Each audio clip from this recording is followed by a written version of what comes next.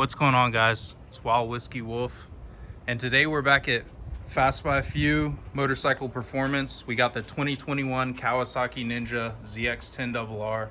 You guys have already seen a few videos on this bike. This is a full MotoAmerica Superstock build. So we're back at FastByFew. We're gonna check in with Tibo, see what's going on with this bike since we last saw it. And we're also gonna see what kind of unrestricted power this bike is making with the race kit, ECU, and harness installed. What's up, guys? Well, it's done. Due to scheduling conflicts, we weren't able to get the full build back together. So let me leave off where we kind of or start where we left off at. So we got the new shock in. We got a K-Tech DDS in it. It's got a pneumatic adjuster, really high-end stuff. We got the new K-Tech through rod forks. This is like the latest and greatest of technology. Hindle was able to jump on board. They sponsored us a 3/4 system. We're going to be running stock headers. I did do a test and tune session this last weekend where I personally rode, set up, raced the bike. My results are right here. I got 2 third places, and I did finally get a win. We made a little bit of a geometry change, and I put it on top of the box. For some of you that want to know how much faster one of these bikes are versus the old one, our track has a 1,100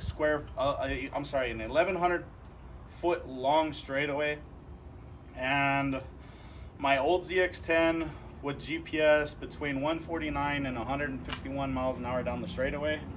And I have not been riding this year due to work, so I'm not at the top of my game.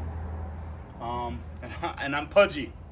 The new bike, this thing trapped 161 miles an hour almost consistently. So it is 10 miles an hour faster down the straight on just 1,000 feet. So these new RRs are fast. Very wonderful. We're getting ready to ship the bike out today. It's going all the way to Elkhart Lake, Wisconsin, RoadAmerica. Round 3 at RoadAmerica, where T. Hobbs will be riding this bike for the first time. So we'll see. But yeah, this is the bike. So we're gonna get some dyno numbers on it and see how she does.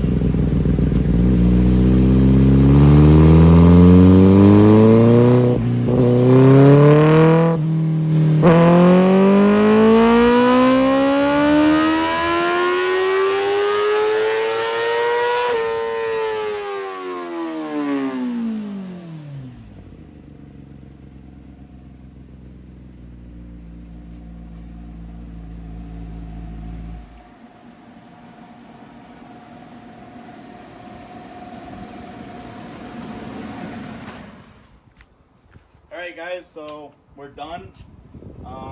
It did 187.